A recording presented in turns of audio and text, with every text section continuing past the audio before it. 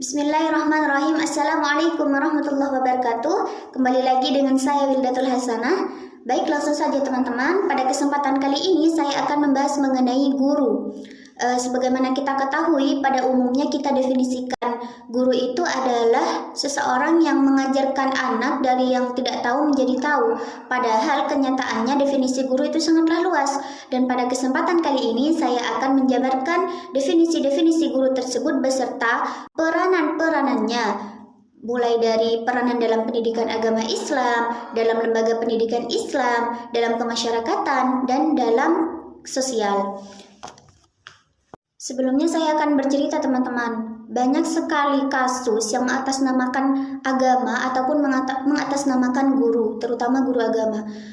Di TV banyak sekali berita yang terjadi bahwa guru ngaji memperkosa santrinya ataupun guru yang memukul muridnya seperti itu.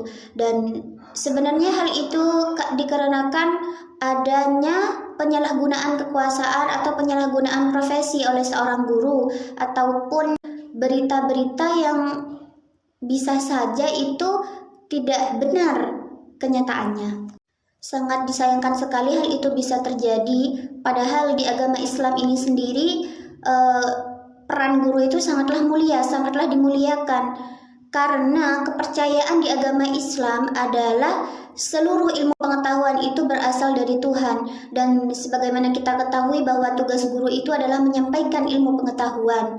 Jadi di sini dapat kita lihat bahwa kedekatan Tuhan dan guru itu sangatlah begitu dekat sehingga sangatlah dihormati oleh kalangan umat muslim. Hal ini dibuktikan dari firman Allah Subhanahu wa taala yang berbunyi, Qalu subhanaka la ilma lana illa ma 'allamtana innaka antal alimul hakim. Yang artinya, Maha suci Engkau ya Allah, tidak ada yang kami ketahui selain dari apa yang telah Engkau ajarkan kepada kami. Sesungguhnya Engkaulah yang Maha mengetahui lagi Maha bijaksana. Jadi, dalam Islam itu pendidik pertama adalah Tuhan dan yang kedua adalah Nabi, yaitu orang yang diberi wahyu oleh Allah untuk menyebarkan ilmu pengetahuan, dan yang ketiga adalah orang yang berilmu. Nah, bicara soal orang yang berilmu, dalam Islam itu sangatlah dimuliakan orang yang berilmu. Hal ini dibuktikan dengan banyaknya hadis tentang betapa mulianya orang-orang yang berilmu. Salah satunya adalah hadis Nabi. Hadis tersebut berbunyi, Al-Anbiya'u warasatul ulama. Para ulama adalah pewaris Nabi. Jadi saking mulianya orang yang berilmu itu sampai dikatakan sebagai pewaris Nabi, teman-teman.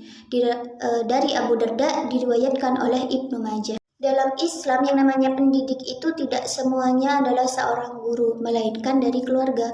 Perintah keluarga untuk mendidik anaknya ada di dalam Al-Quran, yaitu yang berbunyi Bismillahirrahmanirrahim. Ya ayyuhalladzina amanu qu anfusakum wa ahlikum nara.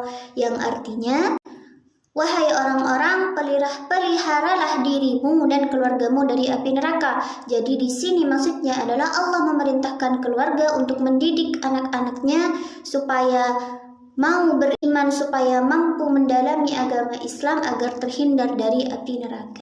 Lalu bagaimana sih peranan sosial guru dalam pendidikan agama Islam? Dijelaskan oleh Al-Ghazali ada 8 peranan guru dalam pendidikan agama Islam, yaitu yang pertama, sayang kepada murid seperti sayang kepada anak sendiri. Jadi dalam mengajarinya harus mengayomi, harus memberikan pelajaran yang baik dan benar. Dan yang kedua adalah mengikuti akhlak Rasulullah. Artinya tidak mengharapkan upah, tidak mengharapkan gaji, ataupun hanya ucapan terima kasih. Guru itu harus meniatkan proses pembelajarannya dengan niatan ibadah semata-mata takarrub ilallah, ingin mendekatkan diri kepada Allah. Yang ketiga adalah membimbing murid sepenuhnya, artinya mengajarkan murid dari yang mudah ke yang sulit. Tidak boleh mengajar setengah-setengah. Semisal sudah mengajar yang mudah lalu muridnya ditinggal, hal itu hanya akan menjadi ketidakefisienan.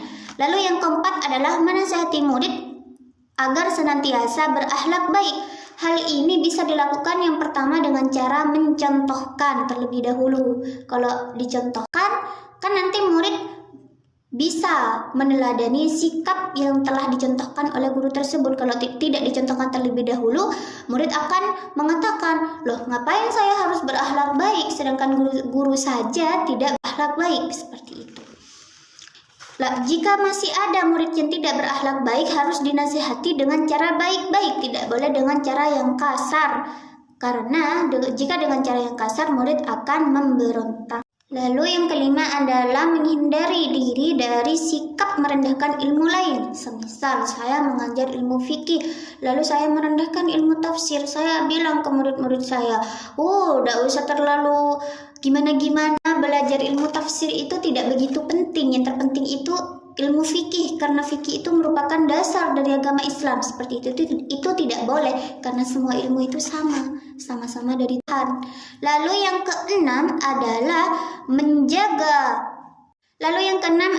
menjaga materi agar sesuai dengan tingkat pemahaman peserta didik.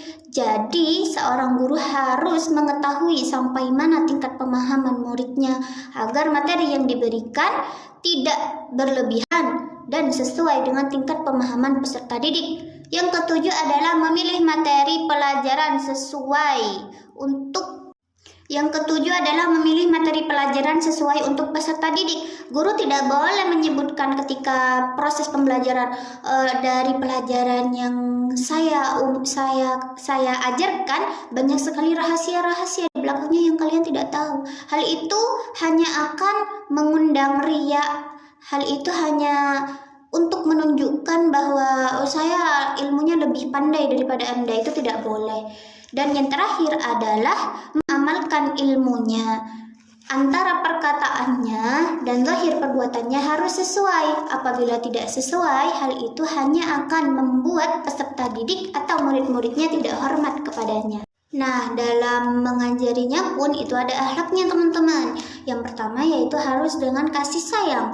Dulu itu teman-teman pada abad ke-9 di Eropa itu dalam memberikan pendidikan itu dengan kekerasan, hingga Al-Ghazali pada abad ke-15 mencetuskan teori pendidikan dengan kasih sayang.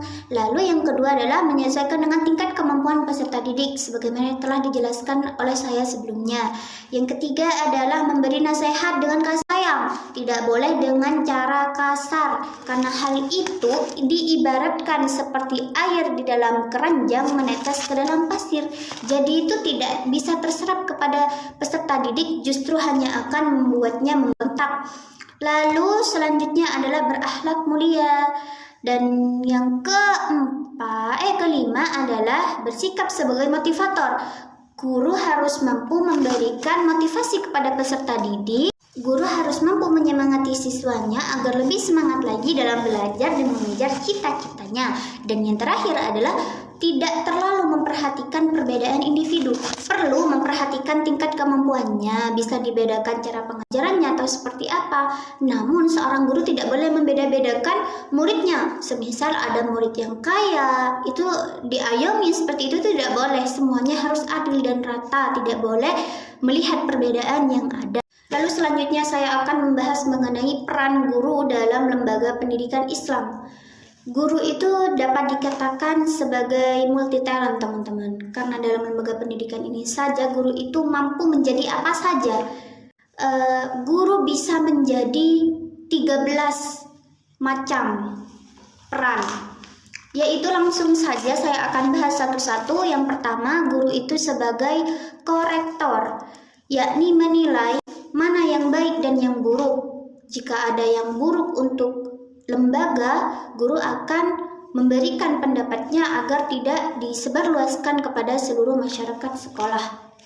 Lalu yang kedua adalah guru sebagai inspirator, menginspirasi. Semisal menceritakan tentang masa lalunya kepada muridnya. Saya dulu juga pernah kok jadi kalian menjadi murid, tapi semisal ketika ada anak yang kurang semangat, guru itu bisa menceritakan tentang masa lalunya bahwa saya pernah menjadi murid seperti kalian, namun saya semangat belajar demi kedua orang tua saya, seperti itu. Sehingga murid tersebut kembali lagi semangat untuk belajar. Lalu yang keempat adalah organisator, mengelola kelas dengan baik. Tidak hanya kelas, terkadang banyak sekali guru yang terjun dalam organisasi. Hal ini dikarenakan peran guru itu bisa sangat banyak, teman-teman. Lalu yang kelima adalah sebagai motivator. Guru harus mampu memotivasi, semisal dengan mengadakan seminar atau apa. Ketika ada anak didiknya yang mau lulus sekolah, itu bisa diberikan motivasi. Lalu selanjutnya adalah inisiator, ide-ide gagasan. Semisal, wah ini nih di sekolah enaknya dirayain Hari Kartini atau semacamnya, karnaval atau semacamnya, sehingga suasana kelas lebih baik. Selanjutnya, guru berperan sebagai fasilitator. Artinya di sini guru harus bisa memfasilitasi. Semisal ada warga sekolah yang kurang paham mengenai hal apa, guru diharapkan mampu bisa menjawab pertanyaan dari orang-orang yang tidak tahu tersebut. Lalu yang kedelapan, guru itu sebagai pembimbing, membimbing anak didik, membimbing warga sekolah ataupun semacamnya untuk menjadi seseorang yang lebih baik. Lalu yang kesembilan adalah guru itu sebagai demonstrator, mendemonstrasi ketika ada kurikulum yang kurang sesuai dengan pemahaman peserta didik. Lalu yang kesepuluh, guru sebagai pengelola kelas, bisa membuat kelas menjadi nyaman dan efektif. Lalu ke-11, guru sebagai mediator, alat komunikasi. Semisal ada murid yang kurang suka dengan ketetapan yang telah dibuat oleh sekolah, guru itu bisa mengungkapkan pendapatnya ketika ada rapat sekolah. Lalu selanjutnya, guru itu sebagai supervisor, yaitu artinya memperbaiki dan menilai proses belajar. Dan yang terakhir, guru itu sebagai evaluator, mengevaluasi semua hal yang ada pada lembaga pendidikan. Lalu selanjutnya saya akan membahas mengenai peranan guru dalam masyarakat. Sekolah tidak dapat dilepaskan dari masyarakat, begitupun sebaliknya, karena keduanya sama-sama memiliki kebutuhan masing-masing. Dan guru itu ada banyak juga dalam masyarakat, teman-teman. Guru itu berperan sebagai agen perubahan. Maksudnya guru harus mampu menginformasikan kepada masyarakat agar melek huruf. Dan ada 6 kemampuan yang harus dikuasai oleh guru dalam masyarakat. Yang pertama, mampu berkomunikasi dengan baik, mampu bergaul dan melayani masyarakat dengan baik, mampu mendorong dan mendukung kreativitas masyarakat, mampu menjaga emosi, mampu mengendalikan norma masyarakat, maksudnya mengindahkan norma masyarakat, dan mampu menggunakan prinsip kebersamaan dan persaudaraan sejati. Singkat saja, saya langsung menuju kepada peran yang terakhir, yaitu peran pendidik peran guru dalam bentuk profesi, yaitu guru harus mampu menguasai 4 kompetensi dasar. Yang pertama yaitu kompetensi pedagogik, yaitu kemampuan mengelola perencanaan dan pelaksanaan proses belajar mengajar. Yang kedua adalah kompetensi kepribadian, di mana guru diharuskan memiliki sikap sopan santun. Lalu yang ketiga adalah kompetensi profesional, di mana guru harus mampu menguasai materi secara luas dan membimbing anak didik agar sesuai dengan standar kompetensi. Dan yang keempat adalah kompetensi sosial, di mana guru diharuskan mampu berkomunikasi dan berinteraksi dengan masyarakat luas, baik kepada anak didik, baik kepada wali didik, ataupun masyarakat yang lain. Mungkin hanya itu yang dapat saya sampaikan, kurang lebihnya saya mohon maaf. Dan untuk yang terakhir, pesan saya kepada seluruh pendidik, saya harap tidak ada lagi kasus-kasus seperti yang marak terjadi dan dengan mengatasnamakan guru agama. Semoga senantiasa lebih bijak lagi dalam menggunakan profesinya sebagai guru. Dan untuk anak didik seperti saya, semoga senantiasa mampu terus-menerus menghormati guru kita. Dan semoga apa yang saya bahas pada kesempatan kali ini senantiasa bermanfaat untuk kita semua. Karena sebagaimana kita ketahui bahwa khairun nas anfa'uhum linnas, sebaik-baik manusia adalah yang bermanfaat bagi orang lain. Kurang lebihnya saya mohon maaf. Assalamualaikum warahmatullahi wabarakatuh.